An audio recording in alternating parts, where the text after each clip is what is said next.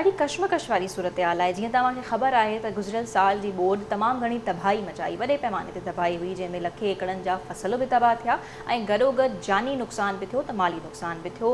खोड़ घर बि माण्हुनि जा हलिया विया ऐं वॾे पैमाने ताईं असीं चऊं लार्जर स्केल ते माण्हुनि जूं ज़िंदगियूं जेके आहिनि उहे मुतासिर थियूं।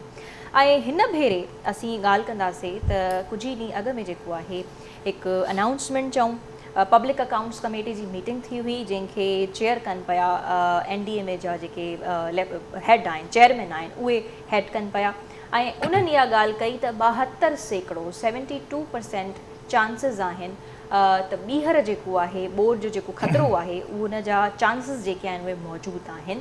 गर्मी जी जेकी शिदत आहे जेकॾहिं उन में वाधि थिए पई ऐं ग्लेशियर्स जे पिघलजण ॿोॾि जे ख़तरे जा 72% चांसिस मौजूदु आहिनि। इहा लेफ्टिनेंट जनरल इनाम हैदर साहब रीसेंट हिकिड़ी मीटिंग थी, उन में उन्हनि इहा ॻाल्हि कई जेका बाद में हू ख़बरूं चऊं त उन्हनि में असांखे ॿुधण में ऐं ॾिसण में आई। पर ॿिए ॾींहं ते दिलचस्प ॻाल्हि इहा आहे त जेके चीफ मेट्रोलॉजिस्ट आहिनि मौसमियात खाते खां असां तालुक़ु रखनि था, सरदार सरफराज़ साहब, डॉक्टर सरदार सरफराज़ नालो आहे उन्हनि जो, उन्हनि जे मुतालिक़ जेको आहे कुझु ख़बरूं असां साम्हूं ॾिठियूंसीं जंहिंजो चवणु हुयो त अहिड़ो कुझु बि न आहे, बल्कि हिन भेरे जेकी मॉनसून स्टार्ट थियो वियो उहो ॾाढो नॉर्मल रहंदो ऐं नॉर्मल जीअं पंहिंजो मॉनसून में बारिशूं बरसातूं पवंदियूं आहिनि साॻी रीत जेको आहे हिन भेरे पवंदियूं। त ही काफ़ी कॉन्ट्रडिक्टिंग सूरत हाल आहे त हिकु तरफ़ असांखे NDMA जहिड़ो इदारो चवे थो त 72% चांसिस आहिनि ऐं ॿिए तरफ़ मौसमियात खातो असांखे कुझु ॿियो चवे थो। सो इन ई ते अॼु असीं प्रोग्राम कंदासीं त छा वाक़ई में या ख़तरे जा चांसिस आहिनि 72% जेको ॿुधायो वञे पियो, या सूरत हाल या ॻाल्हि कुझु ॿी आहे जेका सम्झणु लाज़मी आहे। इन जे करे असां जिन महिमाननि खे दावत ॾिनी आहे उहे बि अहिड़ा ई आहिनि, अहिड़नि ई शोबनि सां तालुक़ु रखनि था जो पंहिंजी असीं चऊं त एक्सपर्टीज़ मां असांखे ॿुधाईंदा सम्झाईंदा त आख़िर ॻाल्हि या मामिलो असल छा आहे। मूंखे स्टूडियोज़ में जॉइन कयो आहे डॉक्टर सरदार सरफराज साहब जेके चीफ मेट्रोलॉजिस्ट आहिनि। डॉक्टर साहब thank you so much doctor Sardar साहब कि आप जो है आए स्टूडियोज़ और इस अहम मौजू पे बात करने के लिए आए जिसको समझना बड़ा ज़रूरी है। बहुत शुक्रिया आपका। ऐं ॿिए तरफ़ नाज़रीन तव्हांखे वेठल नज़र ईंदा नासिर पंवर साहब जेके इन्वायरमेंटलिस्ट आहिनि, मुख़्तलिफ़ इदारनि सां इंटरनेशनल इदारनि सां लाॻापियल रहिया आहिनि, कमु कनि पिया। नासिर साहब अस्सलाम वालेकुम, तव्हांजी वॾी महिरबानी कि तव्हां स्टूडियोज़ आयो। ऐं टे तरफ़ नाज़रीन मूंखे जॉइन कयो आहे नसीर मेमण साहब जेके दानिश्वर आहिनि, डेवलपमेंट प्रोफेशनल आहिनि, कंहिं दारो जा मोहताज न आहिनि, उहे बि असां सां अॼु मौजूदु आहिनि वीडियो लिंक जे ज़रिए। नसीर साहब अस्सलाम वालेकुम ऐं तव्हांजी बि वॾी महिरबानी। ऐं थोड़ी देरि में नाज़रीन असांखे जा ख़ासि मुआविन आहिनि नवाब अली वसाण साहब, उहे असांखे जॉइन कंदा, उन्हनि सां बि असीं ॻाल्हि ॿोल कंदासीं त ही ख़तरे जी ॻाल्हि कई आहे NDMA, छा तव्हांजी का तयारी आहे ऐं इहो बि सम्झंदासीं त जेकॾहिं ख़ुदा न ख़ास्ता इहो ख़तरो मौजूदु आहे नाज़रीन त असांजे तबाही सां जेके इदारा मुंहुं ॾियनि पिया या असीं हुकूमत जी ॻाल्हि कयूं त उन्हनि जी तयारी केतिरी आहे, छा ज़हन में इहा ॻाल्हि उन्हनि जे आहे बि या न, या हुननि इन शइ खे फॉर ग्रांटेड वठी छॾियो आहे। सो आउं तव्हां सभिनी महिमाननि जी इजाज़त खां जेकी शुरूआति आहे उहा डॉक्टर सरदार सरफराज़ साहब खां करणु चाहींदसि। नसीर साहब ऐं नासिर पंवर साहब तव्हां सभिनी जी इजाज़त खां। तो डॉक्टर सरदार सरफराज साहब पहले आपसे स्टार्ट करते हैं कि ये क्या मामला है, क्या वाकई में 72% चांसेस हैं कि दोबारा से फिर से वैसी तबाही मच सकती है, या जैसे आपके जो स्टेटमेंट हमें सुनाई दी, दिखाई दी, बल्कि हमने खुद अपनी आंखों से पढ़ी भी, आप कह रहे हैं कि नहीं ये तो नॉर्मल सी सूरत हाल है, बारिशें जो हैं बड़ी नॉर्मल जैसे पड़ती हैं, मानसून का सीज़न जैसे स्टार्ट होता है वैसे ही होने वाली हैं बारिशें। जी बहुत शुक्रिया। उस स्टेटमेंट का देखें, मुझे देखो बैकग्राउंड फ्रैंकली इतना पता नहीं कि उन्होंने किस तनाजुर में बात कही और कब से कब तक कही। मैंने ये जो अंडरस्टैंड किया, मेरे ख्याल में जो मुझे याद है कि अप्रैल से जून तक का उन्होंने कहा कि ये जो 3 महीने होंगे इनमें नॉर्मल से या एवरेजेस से ज़्यादा बारिशें होंगी, तो इसमें कहीं कहीं फ्लड की सूरत हाल जो मैं समझा था उस स्टेटमेंट में। अदरवाइज़ देखें मानसून की फोरकास्ट तब तक तो किसी भी फोरम से कोई आई नहीं थी।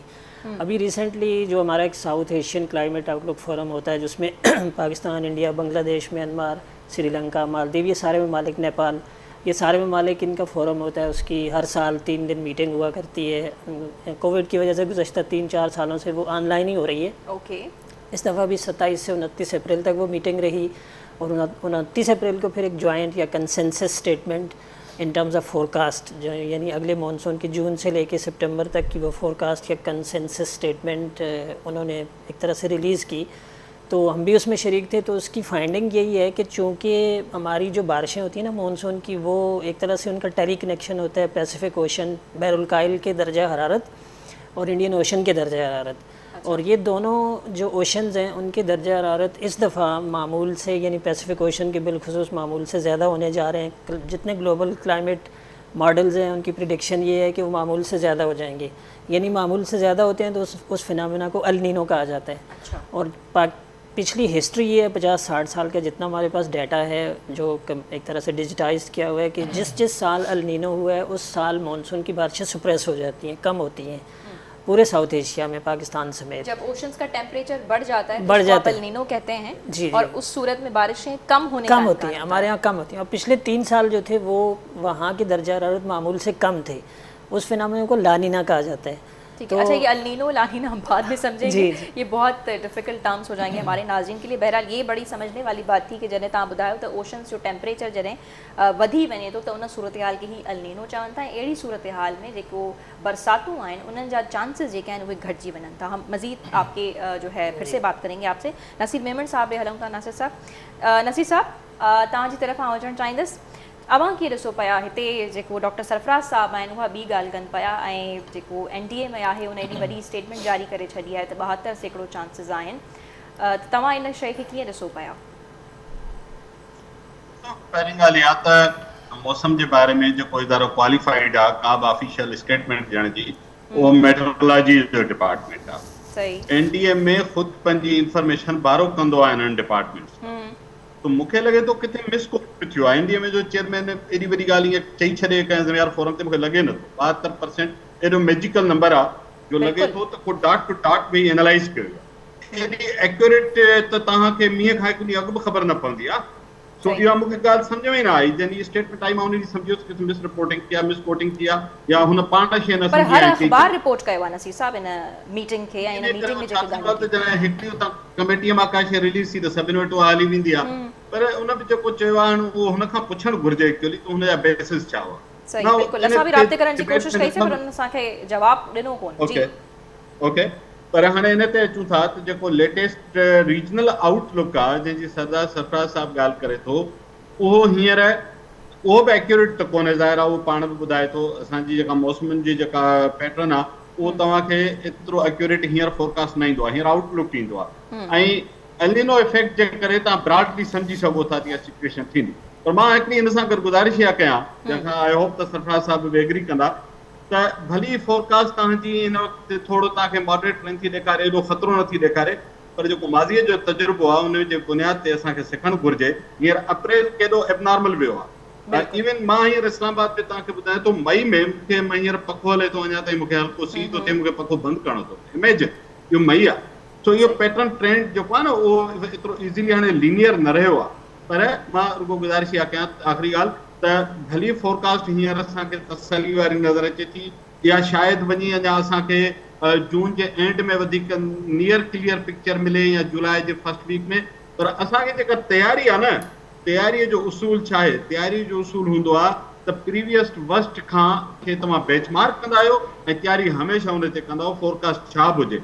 सिंध खे तयारी उन प्रीवियस खे बेंच बनाए पुठिएं साल जे बेंचमार्क खे ज़हन में रखी उन हिसाब सां तयारी करणु घुरिजे। जे नथी आफ़त अचे त ख़ैर जहिड़ी ॻाल्हि आहे, तव्हांजी तयारीअ ते जेके 2 रुपया ख़र्च थींदा वरी बि उहे प्रिकॉशनरी आहिनि। ऐं जेकर ख़ुदा ख़ास्ता का सिचुएशन ख़राब थी थिए त तव्हांजी तयारी मुकमल हुजणु घुरिजे। गुज़िरियल साल असां तयारी मुकमल न हुजण जे करे नुक़सान खयो। बिल्कुल तयारी मुकमल करण वारी ॻाल्हि ते बि असीं ॻाल्हि कंदासीं, पर फ़िलहाल जेकी ही स्टेटमेंट आहिनि शायदि उन्हनि खे मिस रिपोर्ट कयो वियो आहे। असीं राब्तो करण जी कोशिशि त कईसीं पर असांखे को जवाबु कोन आहे। इनफैक्ट असां PDM सां बि जेके उन्हनि जा आहिनि DG उन्हनि सां बि राब्तो कयोसीं, पर उहे शायदि आउट ऑफ कंट्री हुया, त उन्हनि चयो त शायदि मां अवेलेबल न थी सघां। नासिर साहब तव्हां कीअं ॾिसो पिया ही स्टेटमेंट्स कॉन्ट्रडिक्ट कनि पियूं ऐं नसीर साहब चवनि था त शायदि मिस रिपोर्ट थी आहे ॻाल्हि, त do U think so as an environmentalist तव्हां कीअं ॾिसो पिया? मां इहो चवंदुसि त पहिरीं ॻाल्हि त क्लाइमेट चेंज जेके मौसमी तब्दीलियूं आहिनि या ग्लोबल वार्मिंग, इहे हिन सदीअ जी हिकिड़ी वॾी हक़ीक़त आहिनि। बिल्कुल। ऐं इन खां असां अवॉइड नथा करे सघूं ऐं असांखे पंहिंजो सॼो जेको सिस्टम आहे उन सां हमांग करिणो पवंदो, पंहिंजी प्लानिंग, पंहिंजी रिथाबंदी। ऐं ॿियो इहो आहे त क्लाइमेट चेंज में जेका प्रिडिक्शन इहा आहे त एक्सट्रीम वेदर पैटर्न्स हूंदा, ठीकु आहे, मीन्स मौसमनि में शिदत। ऐं शिदत तव्हांजो हिकिड़ो तव्हांखे मां मिसाल ॾियां त 2022 में जो ई मिसाल वठूं त 2022 में असां जून ताईं असां वटि ड्राउट कंडीशन हुई, पाणी जी शदीद खोट हुई, ठीकु आहे। ऐं कंहिं सोचियो ई कोन हो त 2000 कुझु महीने खां पोइ या कुझु अरसे खां पोइ अहिड़े क़िस्म जी बोर ईंदी। त तव्हां ॾिसो त असां वटि हीअं गुज़िरियल साल जेका 1 मई हुई 2022 जी, Jacobabad was hottest city in the world, ठीकु आहे। त 49 ताईं हलियो वियो जी हा, अञा मथे 50 जी हा। त हिकिड़े पासे मई में इहे पैटर्न ठाहीसीं, वरी असां बोर्ड बि ॾिठीसीं त एक्सट्रीम वेदर पैटर्न्स, ऐं उन हवाले सां ख़ासि करे जेको सिंध जे कॉन्टेक्स्ट में असां ॻाल्हि कयूं त असांखे एक्सट्रीम वेदर पैटर्न्स मीन्स बोडूं बि असां वटि शिदत सां अचनि पियूं, ऐं ॾुकार जी जेका सूरत हाल आहे, ड्राउट बि असां वटि शिदत सां अचनि पिया। इन खां अलावा साइक्लोन्स आहिनि, जेके सामूंडी तूफ़ान आहिनि, उन्हनि में बि जेको आहे सो अचे पई, वाधारो अचे पियो। एक्सट्रीम वेदर पैटर्न्स खे जेकॾहिं असीं ॾिसूं त तव्हांखे लॻे थो त हिन भेरे बि अहिड़ो कुझु थी सघे? मां उहो ई थो चवां न, त ॿई थी सघंदा। हींअर जीअं नसीर साहिबु ॻाल्हि कई त तव्हां हींअर बि ॾिसो त अप्रैल मई में जेको आहे सो सूरत हाल अजीब लॻी पई आहे। त उन हवाले सां ॾिसो त हिन वक़्तु असां वटि मुख़्तलिफ़ जेके क्रॉपिंग पैटर्न्स आहिनि, मुख़्तलिफ़ फ़सुल आहिनि, जीअं हींअर अंबनि जी पैदावार थींदी आहे, त अंबनि जी मौसम में गर्मियूं थींदियूं आहिनि, ठीकु आहे। त हींअर टियों ॾींहुं बि असां हिकिड़े इलाइक़े में हुआसीं हिन जामशोरे ज़िले में, त उन्हनि चयो त हिते ॻड़ो पियो आहे। त हा, मई जे महीने में कुझु इलाइक़नि में हिते कराची जी पेरीफेरी में हा त ॻड़ो थो पए। त माना इन में असांखे ॾिसणो पवंदो त इवन असांजो जेको लाइफ स्टाइल आहे, क्रॉपिंग पैटर्न आहे, इहो सॼो हुनखे। ऐं ॿियो जेको 2022 जो जेकी बोर्ड असांजे जेको सिस्टम आहे या असांजो इंफ्रास्ट्रक्चर आहे, उहो उन मां इहा शइ बि वाज़ह थी त असांजी जेका डेवलपमेंट आहे, जेको तरक़ीअ जो मॉडल आहे, उहो कंहिं बि लिहाज़ खां पाइदार न आहे, सस्टेनेबल न आहे। छाकाणि त उहो हिन एक्सट्रीम वेदर पिट जो जेको प्रेशर आहे, दबाव आहे, उहो असांजो इंफ्रास्ट्रक्चर बर्दाश्त नथो करे सघे। चाहे उहो असांजो शहरनि जो इंफ्रास्ट्रक्चर हुजे, चाहे उहो असांजो बहिराड़ी जो इंफ्रास्ट्रक्चर में बि दरअसल असुल ॻाल्हि त जी आहे, बिल्कुलु सही ॻाल्हि आहे, नेचुरल शइ। तव्हां ॾिसो न, अॻे असां वटि बोर्ड जो कंसेप्ट हो दरिया जी बोर्ड, ठीकु आहे, पर हाणे असां अर्बन फ्लडिंग ॿुधूं पिया। त हाणे मां चवंदो, मां हमेशह चवंदो आहियां त बोर्ड जेका आहे सा दरिया मां निकिरी शहरनि में दाख़िल थी वई आहे। त असां उन हवाले सां असांजी जेका मिसमैनेजमेंट आहे, असांजो लैंड यूज़ आहे, शहरनि जा मास्टर प्लान कोन्हनि के, अहिड़े नमूने सां असांजा जेके ॿिया इरीगेशन आहे, ड्रेनेज इंफ्रास्ट्रक्चर आहे, उन में असांखे जेको हाणे हिकिड़ो कंसेप्ट अचे पियो त बाबा क्लाइमेट रिज़िलियंट डेवलपमेंट कयो। तव्हां अहिड़ी डेवलपमेंट नज़र अचे थी तव्हांखे क्लाइमेट उन लाइ असांखे तमामु घर जेके आहिनि उहे हाणे ओड़ी रीति ठाहिया वञनि, पैराडाइम शिफ्ट जी ज़रूरत आहे। ऐं जेको बिज़नेस एज़ यूजुअल मॉडल आहे, रवायती जेको असांजो डेवलपमेंट जो मॉडल आहे, उनखे हटी करे असांखे जेको आहे सो कमु करणो पवंदो।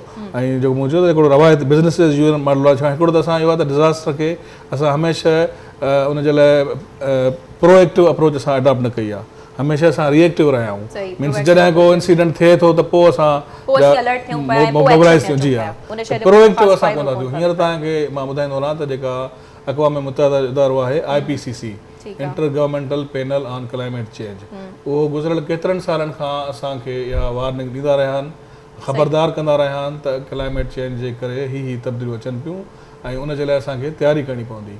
ऐं सॼी दुनिया में उन हवाले सां दुनिया खे ॿिनि हिसनि में विराए वियो आहे। हिकिड़ा उहे मुल्क आहिनि जेके हिन जो काज़ आहिनि, जिन जो कंट्रीब्यूशन वधीक आहे, त उन्हनि खे मिटिगेशन ते कमु करिणो आहे। ऐं जेके हिन जा विक्टिम आहिनि, जीअं पाकिस्तान दुनिया जे टॉप 10 कंट्रीज़ में अचे थो जेके क्लाइमेट चेंज मां मुतासिर थियनि पिया, ठीकु आहे। ऐं उन मां टॉप 10 में पाकिस्तान जो 5 नंबर आहे। ठीकु आहे, नासिर साहब, नवाब अली वसाण साहब जेके ख़ासि मामिन आहिनि, CM जा पीपल्स पार्टी सां तालुक़ रखनि था, उहे बि असां सां गॾु टेलीफोन लाइन ते मौजूदु आहिनि। नाज़रीन, नवाब साहब अस्सलाम वालेकुम। वालेकुम अस्सलाम। नवाब साहब, थैंक यू तव्हांजे टाइम जे लाइ। असीं ॻाल्हि कयूं पिया, जीअं त कुझु ॾींहं अॻु में तव्हांजे नज़रुनि सां खां अॻियां बि इहा ॻाल्हि ज़रूरु गुज़री हूंदी त NDA में जेको आहे हिकु स्टेटमेंट जारी कई आहे, ऐं हू चवनि था त 72% चांसिस आहिनि त बोर्ड जेको आहे वरी अची सघे थी। त हिन वक़्तु असीं ॻाल्हि करे रहिया आहियूं त छा जेके तबाही खे मुंहुं ॾियण वारा इदारा आहिनि उन्हनि जी मुकमल तयारी आहे, या असीं हुकूमत जी ॻाल्हि कयूं, छा तव्हांजी इन हवाले सां तयारी मुकमल लॻी पई आहे, या तव्हां इन शइ खे ॾाढो नॉर्मल वठी छॾियो आहे, ठीकु आहे जॾहिं आयो त ॾिठो वेंदो? न, ईअं न आहे। असांजी जेकी आहे सिंध गवर्नमेंट कुझु ॾींहं अॻु में कैबिनेट जी मीटिंग थी, उन में बिल्कुलु कलाक इन ते डिस्कस थियो त बरसाति हुजे, इन हुजे, उन ते छा जेको आहे सो सिंध गवर्नमेंट जो रोल हूंदो आहे। ऐं असां हिन वक़्तु पूरो तयारु आहियूं, 100% तयारु आहियूं कि काथे बि कोई इशू थिए, काथे बि को मसइलो थिए। तव्हांखे पाण ख़बर आहे त सिंध गवर्नमेंट जॾहिं बि अहिड़े सैलाब जा बरसाति जो कोई इशू हूंदो आहे त मिनिस्टर हर ज़िले में मुक़ररु हूंदा आहिनि, ऐं उहो पाण उनजी लीड कंदा आहिनि, ऐं DC SP कमिश्नर सभु गॾु हूंदा आहिनि।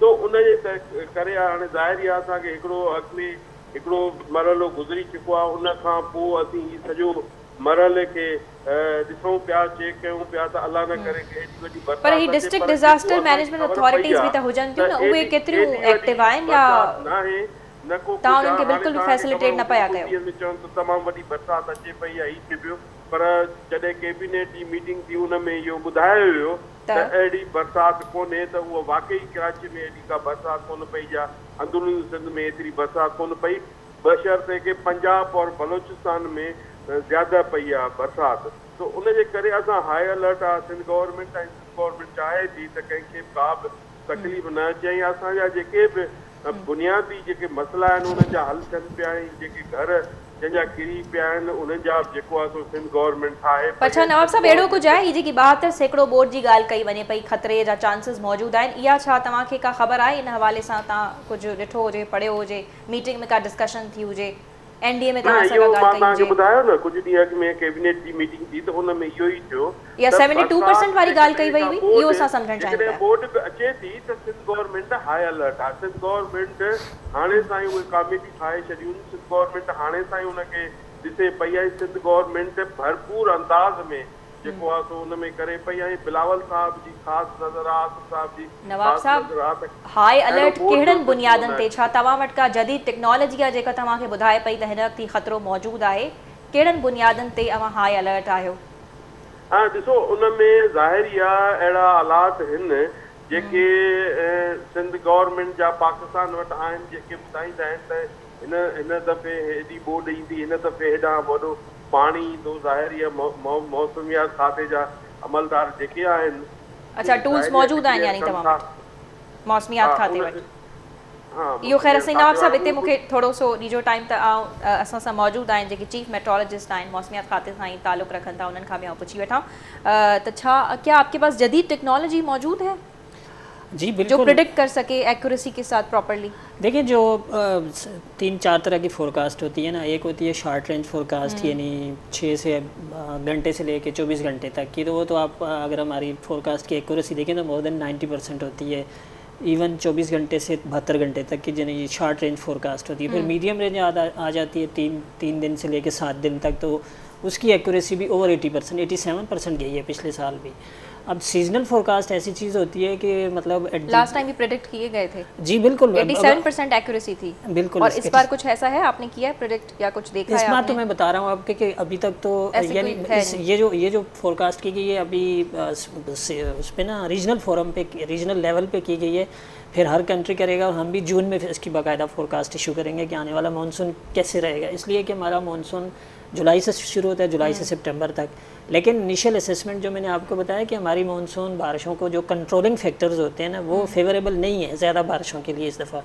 तो अच्छा, घणनि बारिशनि जे लाइ कुछ फैक्टर्स जेके आहिनि फेवरेबल आहिनि। यही पॉइंट मैं नसीर साहब की तरफ लेके जाना चाहूँगी। नसीर साहब, तव्हां समूरी गुफ्तगू ॿुधो पिया ऐं नवाब साहब खे ॿुधो पिया, हू चवनि था त हिन भेरे सिंध हुकूमत हाई अलर्ट आहे, तयारी यानी उन्हनि जी मुकम्मल आहे ऐं प्रॉपर कैबिनेट जी मीटिंग भी थी आहे, पर उन बावजूद भी असीं ॾिसूं था त तव्हां जहिड़ा दानिश्वर माण्हू जेके आहिनि उहे इन हवाले सां सलाहूं मशवरा या तंज़ तनक़ीद भी कंस्ट्रक्टिव क्रिटिसिज़म चऊं त उहे कंदा रहनि पिया। सलाहूं त ज़रूरु ॾियणु घुरिजे, जेकर सुठी ॻाल्हि आहे उन्हनि जी हाई अलर्ट आहिनि। मूंखे उमेद आहे त गुज़िरियल साल जी तबाही मां सिंध हुकूमत ज़ाहिर आहे लेसन लर्न कयो हूंदो, एॾी वॾी तकलीफ़ मां माण्हू गुज़रिया, पॉलिटिकली हुकूमत लाइ चैलेंजिंग हुयो, फाइनेंशियली चैलेंजिंग हुयो, त इहा होप त ज़रूरु असां सभिनि खे सिंध वासियुनि खे हुजणु घुरिजे। मां रुॻो वथान साहिब जी मौजूदगी में हिकु गुज़ारिशूं करे छॾियां, हुन ते मूं हीअं न्यूज़ में मुंहिंजो आर्टिकल बि छपियो।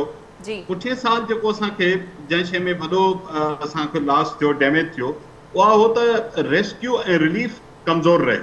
ऐं इहो मां नथो चवां, चीफ मिनिस्टर साहिबान रिकॉर्ड चयो त असां 20-25% माण्हुनि ताईं मस पुॼी सघियाऊं, छो त तबाही जो स्केल वॾो।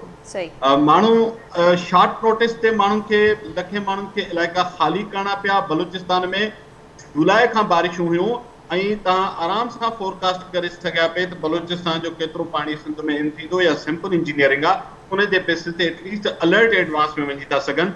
हींअर मुंहिंजी गुज़ारिश आहे, बलूचिस्तान हींअर वरी अप्रैल जी एंड में तव्हां ॾिसो त केॾो हेवी रेनफॉल थियो आहे, तो प्लीज़ बलूचिस्तान सां कोऑर्डिनेशन वधीक हुजणु घुरिजे, उनखे वॉच कजे।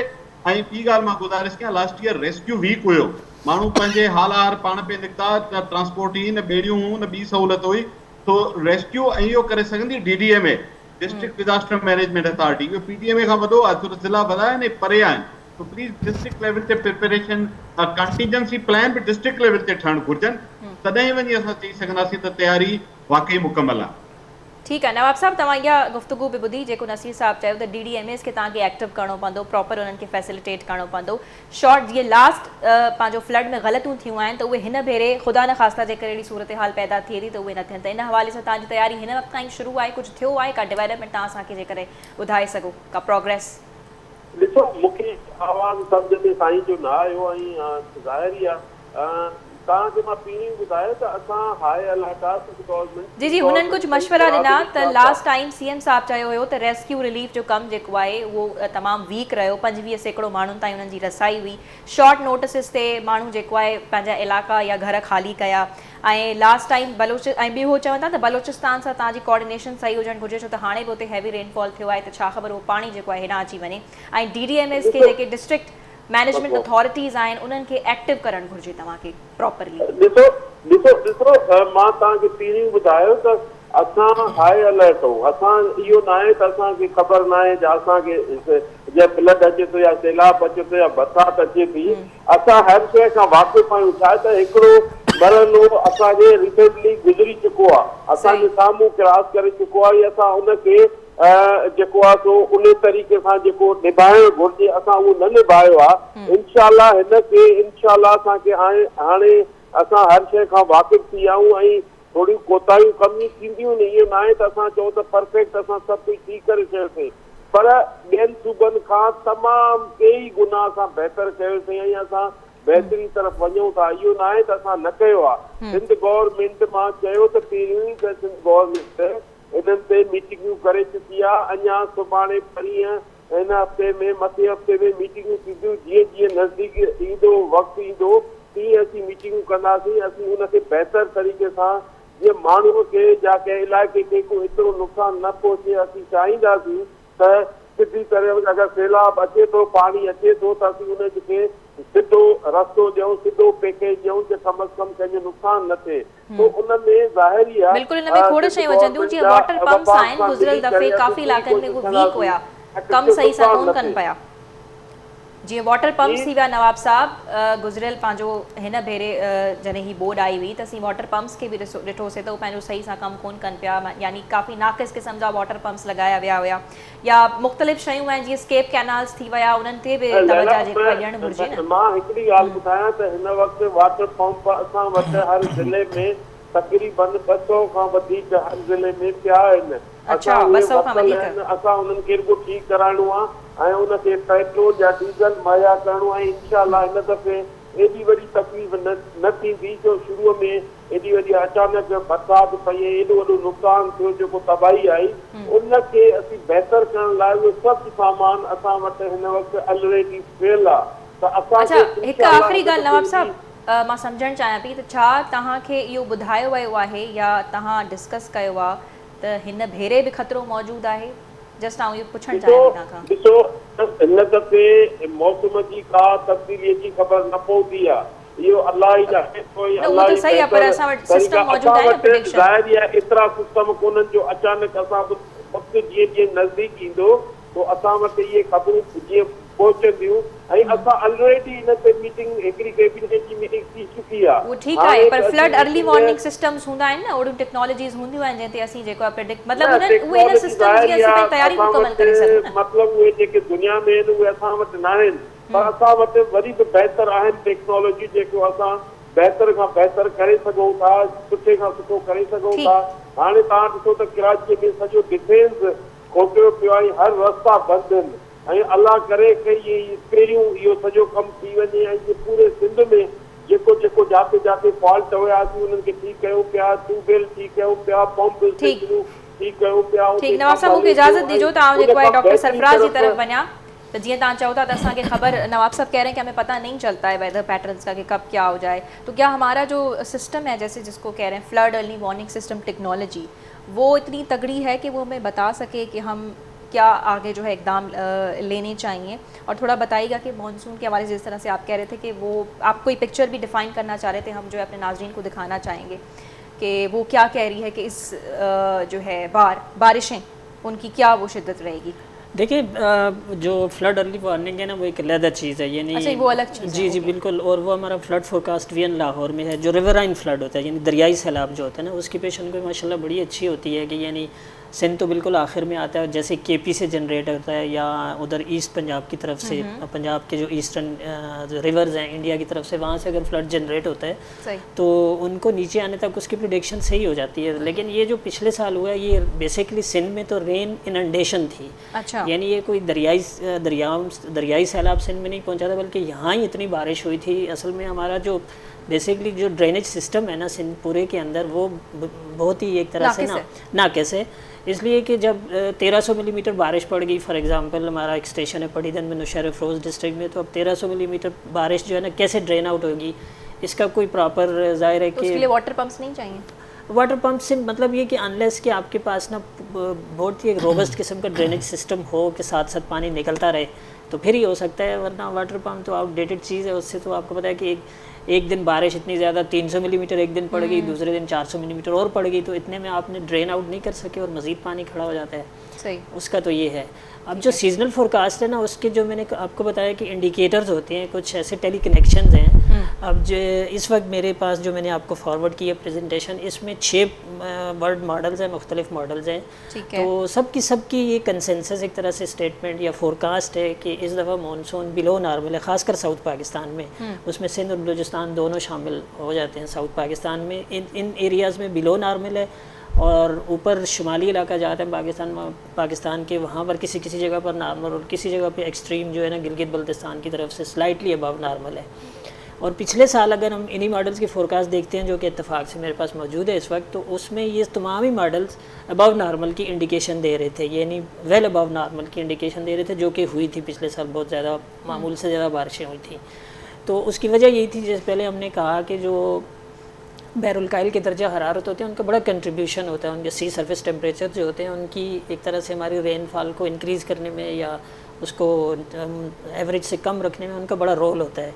तो ये है कि वो बैरुलकाइल के दर्जा हरारत आगे जाकर जैसे मामूल से ज़्यादा हो जाएंगे, अल नीनो हो जाएगा, इंडियन ओशन के दर्जा हरारत जो होते हैं जिसको इंडियन ओशन डाइपोल कहा जाता है, यानी उसका ईस्टर्न एज और वेस्टर्न एज के जो टेम्परेचर्स होते हैं उनका जो कंट्रास्ट होता है, वो अगर पॉजिटिव हो जाता है तो फिर हमारे साउथ में और अल नीनो के इफ़ेक्ट को वो एक तरह से न्यूट्रलाइज़ कर देता है, यहाँ कुछ ज़्यादा बारिशें हो सकती हैं। ये साथ साथ देखने की चीज़ होती है।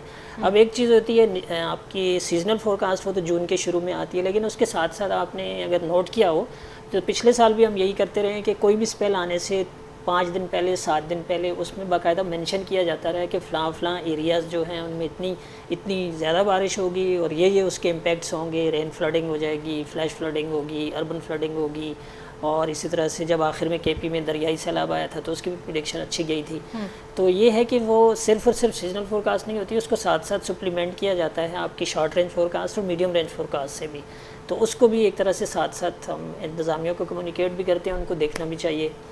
तो लेकिन ओवरऑल पिक्चर यही है कि अगर वो फिगर्स चल सके तो मैं आपको बताऊं कि जी बिल्कुल। आप अपने तब तक मैं नासिर साहब से बात कर ली तो आप फिगर खोल लें और वो जो है हम अपनी स्क्रीन पे भी दिखाएंगे नाज़रीन को, जो आप एक्सप्लेन करना चाह रहे हैं कि इस बार उतनी बारिशों का बिल्कुल एकदम 180 डिग्री कंट्रास्ट है। यानी पिछले साल जो थे ना पैसिफिक ओशन के टेम्परेचर। अच्छा, आप यानी वो फिगर दिखाएंगे जो लास्ट टाइम वाली फिगर से आप उसको कंपेयर करेंगे, क्योंकि बड़ा अच्छा आप जो है प्लीज अपने फोन से वो देख लें ताकि हम वो अपनी स्क्रीन पे चला लें। ऐं असांजे ॾिसंदड़नि खे जेको नासिर साहब वधीक सम्झ में बि अचे त जेको कीअं ही शइ कॉन्ट्रडिक्ट करे थी। ऐं जेको ही एनडीए में पारां स्टेटमेंट आहे मुख़्तलिफ़ अख़बारुनि में असीं ॾिठोसीं, न्यूज़ ते हलियो त 72% चांसिस हुया, त ॾाढे ख़तरे जी ॻाल्हि हुई। नासिर साहब समूरी हिन सूरत हाल खे सीरियस केतिरो वठणु घुरिजे?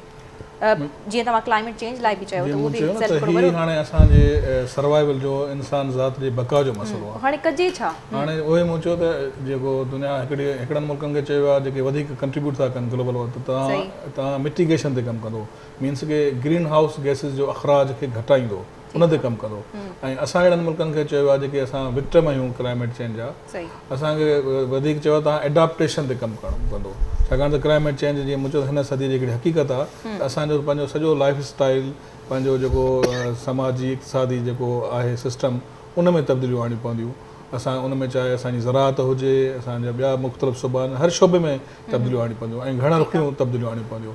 तव्हांखे मां ॿुधायां असांजी मिसाल हाणे हिन वक़्तु असांजे पूरे मुल्क में ऐं ख़ासि तौर सिंध में अर्बनाइज़ेशन जेका आहे तमामु घणी थिए पई ऐं उहा अनप्लेन्ड थिए पई बग़ैर कंहिं रिथाबंदी मनसूबाबंदी ठीकु आहे उन में ख़ासि करे असांजे जेको हिकिड़ो उसूल हूंदो आहे अर्बनाइज़ेशन जो या टाउन प्लानिंग जो त उहो पहिरियों उसूल इहो आहे त तव्हां फितरत खे जेको आहे न उनजो एतिराम कयो रिस्पेक्ट दी इकोलॉजी असां छा था कयूं जो फितरत खे एतिराम नथा कयूं अगेंस्ट था कमु कयूं उन में पहिरियों कमु इहो था कयूं त जेके बि कुदरती वहकरा आहिनि पाणी जा नेचुरल फ्लोज़ आहिनि उन्हनि ते असां एनक्रोचमेंट था कयूं उन्हनि खे रस्ता उन्हनि जा बंदि था करे छॾियूं तव्हां ॾिसो त असांजो ख़ासि करे हीउ जेको मीरपुर ख़ासि वारो इलाइक़ो आहे नओंकोट आहे इन पासे जेके बि पुराणा दरिया हुआ उन में उहे असां उन्हनि ते कब्ज़ा करे छॾिया आहिनि नतीजे में उते जेको आहे सो हर साल ॿिए साल उते इहा ॿोॾि जी सूरत हाल थिए थी अहिड़े नमूने सां असांजी जेको सिंधु दरिया जो साॼो पासो आहे राइट बैंक उते जेको 2022 में असां ॾिठो त जेको बलूचिस्तान जेको कैचमेंट एरिया आहे बरसाति उते थी पए ऐं उनजो इम्पैक्ट असांखे वटि पए थो जंहिंमें असांजो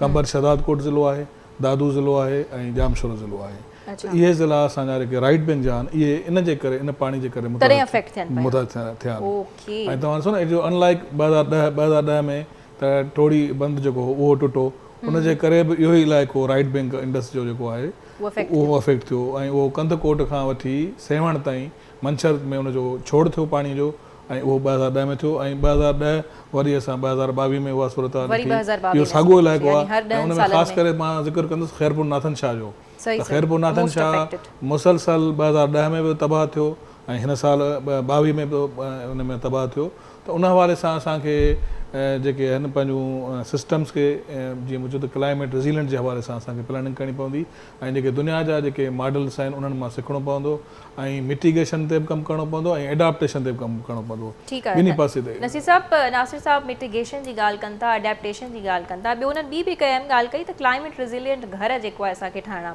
पवंदा ऐं हिन भेरे ही जेके घर ठहनि पिया सिंध हुकूमत जे तावन सां हू इहो क्लेम कनि पिया त असीं क्लाइमेट रिज़िलियंट जेके आहियूं घर ठाहिण वञूं पिया त छा तव्हांखे लॻे पियो त सिर्फ़ु सरकार जो इहो चवणु त हा असीं सीरियस आहियूं हाई अलर्ट आहियूं पर हू इहे मुख़्तलिफ़ इहे जेके ॾिसो कहिड़ियूं अहम शयूं आहिनि त तव्हांखे थींदे नज़र अचनि पियूं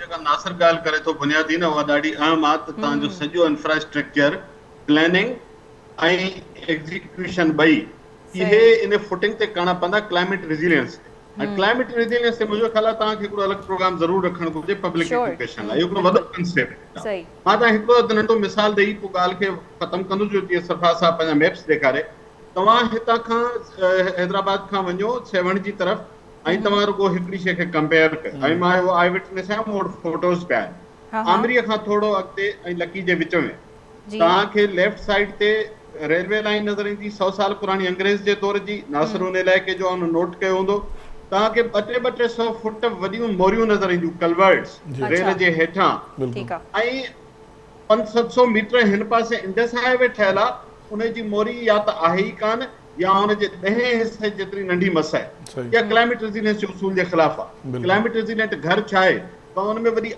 आफ़त वरी इंजीनियरिंग थोरी खपे तव्हांखे भराव करे मथां ई ते ठाहिणो आहे प्लिंथ डिफरेंट ठाहिणी आहे छित थोरो हुनजी शिकिल मुख़्तलिफ़ ठाहिणी आहे ये 2-4 फीचर उन में रखना है नलको लगाणो आहे त मथां ई ते लगाणो आहे जीअं ॿुधे न अहिड़ी तरह क्लाइमेट रिज़िलियंट स्कूल इंफ्रास्ट्रक्चर जा मॉडल्स मौजूद आहिनि सभु कुझु मौजूद आहे तव्हांखे कुझु ईजाद करणो ई कोन्हे दुनिया करे चुकी आहे हिन ख़िते में बांग्लादेश ऐं नेपाल करे चुका आहिनि मां बि ॾिसी आयो आहियां श्योर नासिर ऐं ॿिया दोस्त ॾिसी आया हूंदा रुगो हुकूमत खे पंहिंजे डेवलपमेंट जी असां नासिर लफ़्ज़ चयो न पैराडाइम शिफ्ट अप्रोच बदिलाइणी आहे सॼो रवैयो बदिलाइणो आहे अच्छा नासिर साहब माज़रत थोरो मां इंटरफेयर कयां पई हिते इहे जॾहिं टेक्निकल सॉल्यूशन जेके तव्हां ॿुधायो पिया मतिलबु तव्हां चओ था त अहिड़ी ॾुखी ॻाल्हि न आहे असांजी बि जॾहिं ॻाल्हि ॿोल थिए पई जेके हुकूमत सां लाॻापियल माण्हू आहिनि हू चवनि था त एयर कंडीशनर जे कमरे में वेही करे इहा सॉल्यूशन ॾियण खां सवली ॻाल्हि कोन आहे इहा वॾी ॾुखी ॻाल्हि आहे ऐं ॾाढो टाइम वठंदियूं आहिनि शयूं को बि एयर कंडीशन में वेठल कमरे जी ॻाल्हि कान्हे सभु शयूं मूं सरज़मीन ते ॾिठियूं तॾहिं थो ॿुधायां इन जो को बि तालुक कोन्हे एयर कंडीशनर सां रिवायती जुमिलो आहे तव्हां एनुअल प्लानिंग नेक्स्ट ईयर त ही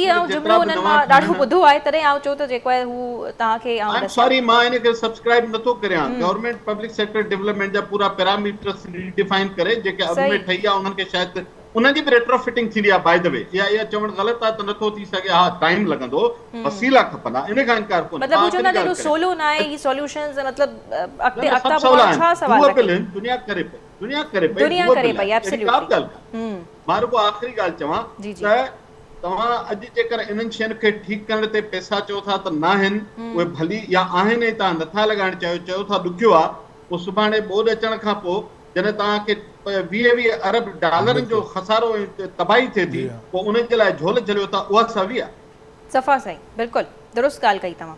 त छा उहा शइ जेको आहे सवली आहे? नवाब साहब, तव्हां इहे समूरी गुफ़्तगू ॿुधो पिया, जेके टेक्निकल सॉल्यूशन्स ही एक्सपर्ट्स वेठा आहिनि ॾियनि पिया, छा उहे एॾा ॾुखिया आहिनि इम्प्लीमेंट उन्हनि ते करणु, या तव्हां वटि रिसोर्सिस मौजूदु न आहिनि? या नसीर साहब हिकु ॿी बि इंपॉर्टेंट ॻाल्हि कई त जेकॾहिं उहो कमु न पियो थिए तगड़ो, त छा बाद में वञी असीं जेके झोल झले बीहूं पिया, पोइ छा उहा सवली ॻाल्हि आहे उन जे मुक़ाबले में? ॾिसो, मां त इहा आवाज़ ॿुधो ई कोन, आवाज़ डिस्टर्बेंस थिए पई, आवाज़ मूंखे हिकिड़ो लफ़्ज़ बि साईं जो मूंखे सम्झ में कोन आयो, न को हू टेक्निकल सॉल्यूशंस ॾियनि पिया त आमरी जे साइड तव्हां वञो उते रेल जी। ॾिसो, असांखे जेको बरसाति जा सैलाब जो ज़्यादातर ख़तरो आहे बलोचिस्तान सां आहे। असां वटि त हू चवंदा त तव्हांजी कोऑर्डिनेशन आहे बलोचिस्तान सां इन मामले ते? दादू इहो सरो पाणी अचे पियो एॾो, जेको असांखे तबाही तरफ़ घणो थो थिए। बाक़ी जीअं असांजे खैरपुर आहे, खैरपुर त ओरिजिनल हो, खैरपुर जो पाणी हुयो, तमामु घणो पाणी हुयो, ऐं हिन वक़्तु जेको खप खां वधीक थियो उहो खैरपुर थियो, ऐं खैरपुर तमामु वॾो डिस्ट्रिक्ट आहे, 8-10 ज़िला उन्हनि खे मिलनि पिया। बाक़ी जेकी तव्हां घरनि जी ॻाल्हि पिया कयो या ही पिया कयो, ॾिसो जी, हू क्लाइमेट रेज़िलेंट घरनि जी ॻाल्हि कनि पिया। छाजी ॻाल्हि कनि पिया? क्लाइमेट रेज़िलेंट घरनि जी, यानी अहिड़े हिसाब सां उन्हनि जी मरम्मत कई वञे जो मौसमी तब्दीलियुनि खे जेको आहे मुंहुं ॾेई सघनि। ऐं तव्हां त हिन भेरे क्लेम बि कयो पिया त असीं अहिड़ा घर ठाहिण वञूं पिया जेको पैसा तव्हां फराहम कयो पिया। न, असां ॾिसो न, असां हिकिड़ी किस्त मुंहिंजे ख़्याल में हज़ारे माण्हुनि खे अची चुकी आहे, जेके हाणे उहो माण्हुनि जो कमु आहे त उहो घर ठाहिनि था या नथा ठाहिनि, असांजो चेक बैलेंस आहे, असीं ॾिसूं पिया। बाक़ी जेकी शहीद बीबी हाउसिंग फेयर सां मूं जेके 6000 ऐं कुझु घर ठाहिया आहिनि, उहे एॾी वॾी बरसाति पई जेकी तारीख़ में हिस्ट्री आहे, एशिया में अहिड़ो घर कोन्हे जेको 4.25 लख जो हुजे ऐं पूरो पको हुजे ऐं बिल्कुलु 2 कमरा वरांडो हुजे ऐं वॉशरूम हुजे, किचन हुजे 4.5 लख में। तो उहो मूंखे जेकी रिपोर्ट आई आहे पूरे सिंध मां त किथे बि को बि घर किरियो न आहे। हाँ, काथे डैमेज थियो हूंदो थोरो घणो, बाक़ी किरियो काथे बि न आहे। इहे घर किरिया बि आहिनि नवाब साहब, घर किरिया बि आहिनि, असीं पंहिंजी अखियुनि सां ॾिठा आहिनि, असीं बि ॻोठनि मां ई अचूं पिया। हुकुम तहत इहे मूं सॼे सिंध में 6000 कुझु ठाहिया आहिनि, फेज़ 3 जेको आहे सो। बाक़ी ही जेको असांजी नयूं जेको सैलाब जो जेको तबाही कारण जेके घर ठाहियूं पिया, उहे बि असांजो इहो ई आहे कि असांजी कोशिशि इहा आहे त जेतिरो जल्दी थी सघे ऐं जेतिरो असांखे हिकिड़ो उन्हनि खे असीं टारगेट ॾिनो आहे, असांखे जून में हेतिरा घर उन्हनि खे पूरा करे ॾियणा आहिनि, 10,000 या 15 घर। जी, इहो क्लेम जेको उन्हनि कयो, असां वरी उन्हनि खां ख़ैर जून में पुछंदासीं बि ऐं तव्हांखे बि असीं चेक कंदासीं त छा जून में जेतिरो उन्हनि वाइदो कयो त हेतिरा घर असीं ठाहिण वञूं पिया, उहे ठहिया आहिनि, मरम्मत शुरू थी आहे या न थी आहे, उन ते बि ज़रूरु ॻाल्हि थींदी। असां सां डॉक्टर सरफराज़ मौजूदु आहिनि। डॉक्टर सरफराज़ वटि नाज़रीन 2 पिक्चर्स आहिनि, उहे असांखे ॾेखारींदा त हिन भेरे जेकी मॉनसून या ही जेके बारिशूं स्टार्ट थियण वञनि पई उन्हनि जी शिदत छा हूंदी, ऐं जेके गुज़िरियल साल जॾहिं त ॿोॾि आई हुई उन खां अॻु में उन वक़्तु जेका मौसमियात खाते वटि पिक्चर हुई उहा छा चवे पई। जी डॉक्टर सरफराज, आप एक्सप्लेन कर सकते हैं, आपके पास यकीनन वो दोनों पिक्चर्स मौजूद हैं, तो उहे असांखे ॾेखारींदा त इहे तमामु ज़रूरी आहिनि त असांजे ॾिसंदड़ जेके आहिनि उहे सम्झनि ऐं ॿ ॻाल्हियूं जेको आहे उन में माण्हू कंफ्यूज न थिए ऐं मुंझारे जो शिकार न थिए। जी, आप अपनी फ़ोन को देखकर बताते चलें और हम जो है उसको सेट कर लेंगे। जी, ये वही बात जो मैं पहले कर रहा था ना आपसे कि जो पैसिफिक ओशन के दर्जा हरारत जब मामूल से कम होते हैं तो हम उनको लानीना कहते हैं। ठीक है। और पिछले साल, बल्कि पिछले 3 साल 2020 में, 21 में, 22 में तीनों साल पैसिफिक ओशन के टेम्परेचर मामूल से कम थे, यानी 1 से 2 डिग्री कम थे, यानी -1 -2 उनका एक तरह से रेंज थी। तो क्या होता है कि जब वहाँ पर दर्जा हरारत कम होते हैं तो उसके इस जो वेस्टर्न पैसिफिक है यानी ऑस्ट्रेलिया और इंडोनेशिया वगैरह के करीब वहाँ पर मामूल से ज़्यादा टेम्परेचर होते हैं। तो इसका मतलब है जहाँ पर ज़्यादा टेम्परेचर होते हैं वहाँ पर वार्म पूल वाटर होता है, वार्म पूल में हवा ऊपर उठती है, वहाँ पर ज़्यादा बारिशें होती हैं, बादल, कंडेंसेशन, और फिर वो हवा ऊपर जाकर यानी 20-30-40 हज़ार फीट पर ना एक तरह से ठंडी जब होती है और फिर वो एक जगह पर दूसरी जगह पर सिंक होती है। वो सिंक होती है ऑस्ट्रेलिया के ऊपर से या इंडोनेशिया वगैरह के रीजन के ऊपर से उठती है, तो ऊपर जाकर यानी 30-40 हज़ार फीट पर वो हवा ठंडी होकर एक जगह पर सिंक होती है, सबसाइड करती है। वो जगह है इंडियन ओशन का जो मडागास्कर के करीब आसपास ना, तो वहाँ पर हाई प्रेशर डेवलप होता है। वो हाई प्रेशर की वजह से फिर हमारा जो वेस्टर्न इंडिया और पाकिस्तान पूरे में हवाएं जो है ना, अरेबियन सी पूरे इंडियन ओशन से ज़्यादा तादाद में, ज़्यादा फ्रीक्वेंसी में और ज़्यादा बड़ी उसके स्पीड के साथ आती हैं, तो ज़्यादा बादल और मॉइस्चर अपने साथ लाती हैं, तो ज़्यादा बारिश होती है।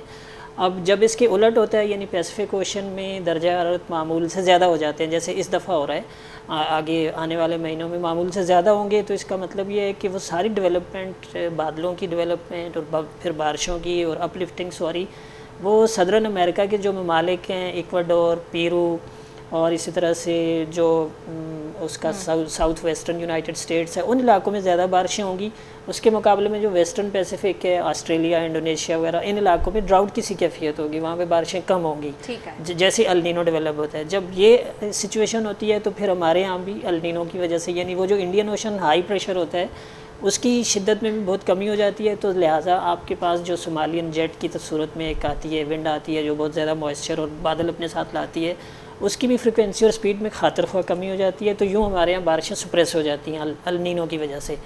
अब मैं ये बात कर रहा था कि पिछले साल यानी कोई ग्लोबल मॉडल जितने थे, कोई 10-12 मॉडल्स की एनसेम्बल प्रिडिक्शन सिस्टम एक होता है EPS, तो सारे यानी जितने क्लाइमेट मॉडल्स होते हैं उनकी कंबाइंड एक तरह से एफर्ट होती है। तो वो जितने मॉडल्स थे वो सारे के सारे प्रिडिक्ट कर रहे थे, यानी 99% मॉडल्स ने ये प्रिडिक्ट किया था पिछले साल के लिए कि मामूल से ज़्यादा बारिशें होंगी, और इत्तेफाक से मामूल से ज़्यादा हुई, बल्कि बहुत ही ज़्यादा हुई। इस साल वही सारे मॉडल सारे के सारे प्रिडिक्ट कर रहे हैं, यानी 90% इस पॉइंट पर, इस मौके पर, यानी आप कह लें कि अप्रैल के डेटा की बेस पर अभी जो मई में फोरकास्ट जनरेट हुई है, तो उसकी बेस पर यही कहा जा रहा है तमाम मॉडल्स की तरफ से कि आने वाला मानसून डेफिसिट होगा, यानी कम बारिशें होंगी। ठीक है, और ठीक है, बहुत शुक्रिया डॉक्टर सरफराज नाज़ीन, उन्होंने एक्सप्लेन कयो, उन्हनि पंहिंजे ॿिन्ही पिक्चर्स खे तव्हांजे स्क्रीन ते बि नज़र अचनि पियूं त हिन भेरे मॉनसून जो जेके बारिशूं पवण वारियूं आहिनि उहे घटि पवंदियूं, यानी जेके गुज़िरियल साल पयूं हुयूं उन्हनि जे मुक़ाबले में तमामु घटि पवंदियूं। सो मां तमामु महिमाननि जी महिरबानी, ऐं प्रोग्राम खे कॉन्क्लूड करणु चाहींदुसि। नासिर साहब तव्हांजी महिरबानी, नसीर साहब तव्हांजी वॾी महिरबानी, नवाब साहब बि असां सां टेलीफोन लाइन ते मौजूदु हुया, उन्हनि जी वॾी महिरबानी त उन्हनि टाइम ॾिनो, ऐं डॉक्टर सरफराज थैंक यू, तव्हां बि सभु कुझु एक्सप्लेन जेको आहे सुहिणे नमूने से कयो। सो बहरहाल नाज़रीन, जीअं असांजे एक्सपर्ट्स ॻाल्हि कई टेक्निकल सॉल्यूशन्स जी, त क्लाइमेट रेज़िलेंट डेवलपमेंट हुजणु घुरिजे, उन सां गॾु कुदरती वहकरनि सां माण्हू छेड़छाड़ न करे, ऐं ॿिया जेके उन्हनि सॉल्यूशन्स जिते अगरि कमु कयो वञे, इंफ्रास्ट्रक्चर असांजो सिधो हुजणु घुरिजे, ड्रेनेज सिस्टम असांजो नाक़िस लॻो पियो आहे, उन ते हुकूमत सां जे घुरिजे त हू प्रॉपर तवजह ॾे, त जीअं शयूं जेके आहिनि उहे सिधियूं थियनि, त मसइलो एतिरो कॉम्प्लिकेटेड न आहे। जेकॾहिं उन्हनि ते कमु कयो वञे त असांखे बाक़ाइदा नज़र बि ईंदो त कमु थिए पियो, जेकॾहिं हू कंदा त। सो बहरहाल इजाज़त ॾींदा, ऐं उमेदु कयूं था त हिन भेरे जेको आहे बारिशूं पोएं साल खां घटि पवनि, जीअं त असांखे चीफ मेट्रोलॉजिस्ट बि ॿुधायो, ऐं इंशाल्लाह ईअं ई थींदो। सो इजाज़त ॾींदा, मुलाक़ात थींदी ईंदड़ हफ़्ते। अल्लाह हाफ़िज़।